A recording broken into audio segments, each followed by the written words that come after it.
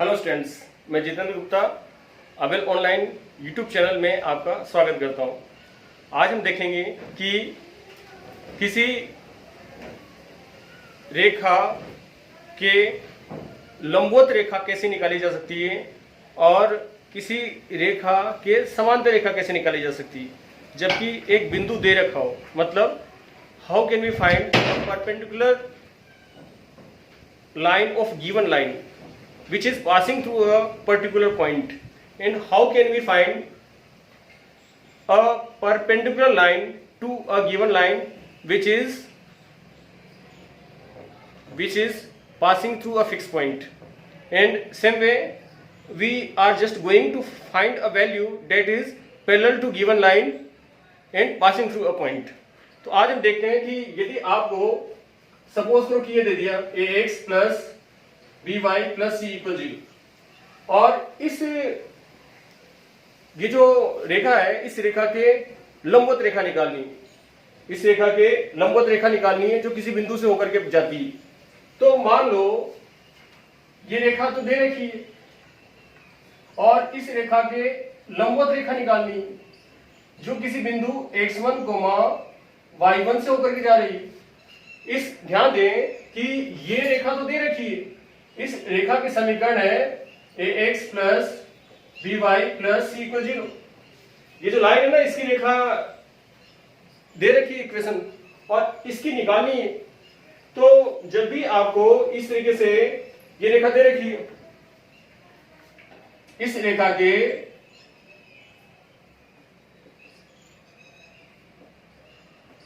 लंबवत रेखा, तो इस रेखा के जब भी आपको लंबवत रेखा निकालनी है तो बहुत ही शॉर्ट में आपको बताता हूं मैं कि कैसे निकाल सकते हैं और तुरंत निकाल सकते हैं, कैसे निकाल सकते हैं। इस रेखा के लंबवत रेखा जब भी निकालनी है तो x के कोफिशिएंट को y का कोफिशिएंट बना दो और y के कोफिशिएंट को x का कोफिशिएंट बना दो। x के गुणांक को y का गुणांक, y के गुणांक को x का गुणांक, यानी कितना लिख देंगे bx plus ay plus c equal 0। Constant जो है ना उसको चेंज कर लेंगे, मान लो k है, या फिर आप चाहो तो सीडेस लिख लो, ये सीडेस लिख ले, और बीच में जो साइन है उसको भी चेंज कर देंगे।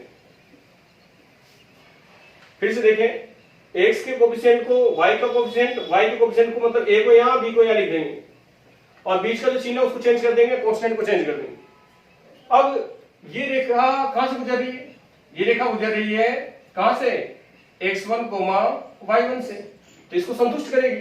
तो संतुष्ट कैसे करेगी? जहां x है उसकी जगह x1 रख देंगे और जहां y है उसकी जगह y1 रख देंगे। तो कितना हो जाएगा bx1 minus a y1 plus c dash equal 0। तो यहां से c डेश की वैल्यू कितनी आएगी? c डेश की वैल्यू आएगी b माइनस का bx1 प्लस a y1।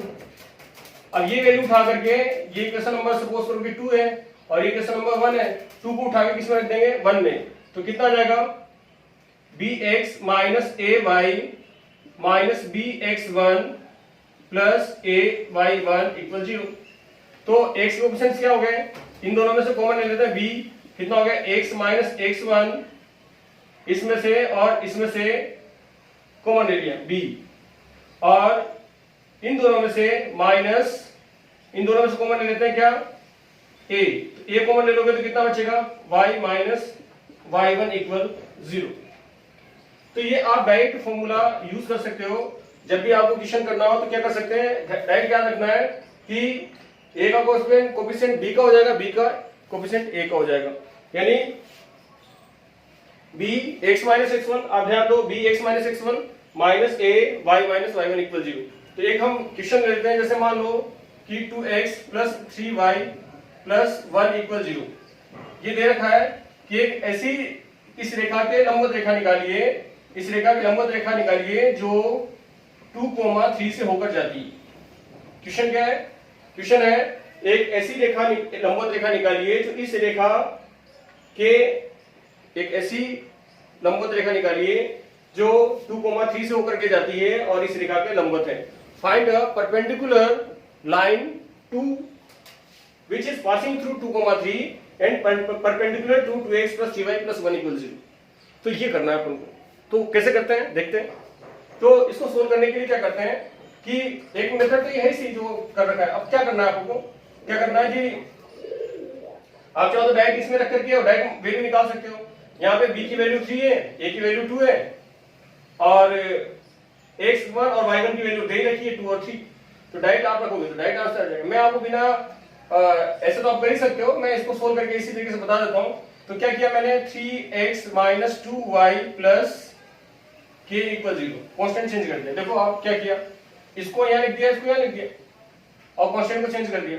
अभी कहां से पास हो रही है, 2, 3 से, तो यहाँ लिख दिया 3 × 2 - 2 × 3 + k = 0। तो कितना गया, k की वैल्यू कितनी आ गई, 0। तो समीकरण क्या आ जाएगी, सब इक्वेशन आ जाएगी 3x - 2y + 0 = 0, यानी आंसर आएगा 3x - 2y = 0। अब आप डायरेक्ट सोल्व करना चाहो तो b की वैल्यू कितनी है, देखो यहाँ पे b की वैल्यू, ये a की वैल्यू, a की, ये आपकी किसकी वैल्यू है, ये b की, और ये किसकी है, x1 की, और ये y1 की, यही है ना वैल्यू। तो ये इस फॉर्मूले में रख के देखते हैं b की वैल्यू कितनी है। देखो 3x - x1, x1 की वैल्यू कितनी है, 2, बीच में माइनस, फिर कितनी a यानी 2, और y - y1, y1 की वैल्यू कितनी है, 3 = 0। तो कितना आ गया, 3x - 6 - 2y + 6 = 0। तो ये +6 - 6 कट गया, कितना आ गया, 3x - 2y = 0। तो इस तरीके से आप किसी रेखा के लंबवत रेखा निकाल सकते हो। अब देखते हैं किसी रेखा के समांतर रेखा के समीकरण ज्ञात करना जो किसी बिंदु से होकर जाती है। To find a parallel line to given line which is passing through a fixed point. तो ये टॉपिक है। तो यदि ये टॉपिक है तो देख लो, मान लो कि आपके पास रेखा है ax + by + c = 0 और ये रेखा मैंने बना दी। अब आपको क्या करना है, इस रेखा के समांतर रेखा निकालनी है। इस रेखा के समांतर रेखा निकालनी है जो x1, y1 से होकर के जाती है। यानी एक रेखा दे रखी है, रेखा मान लो कि ये रेखा ax + by + c है और इस रेखा के समांतर रेखा है ये वाली, और ये गुजर रही है x1, y1 से। तो इसकी समीकरण नहीं निकालनी, इसकी तो दे रखी है और इसकी आपको निकालनी है। तो जब भी आपको इस रेखा के समांतर रेखा निकालनी है तो आपको करना कुछ नहीं है, केवल कांस्टेंट को चेंज करना है। यानी ax + by + c = 0, बस कांस्टेंट को चेंज करो आप और c की वैल्यू निकालो। तो c की वैल्यू कितनी होगी, -ax - by। ये value equation number 2, equation number 2 को आप इस इक्वेशन नंबर 1 में रख देंगे। तो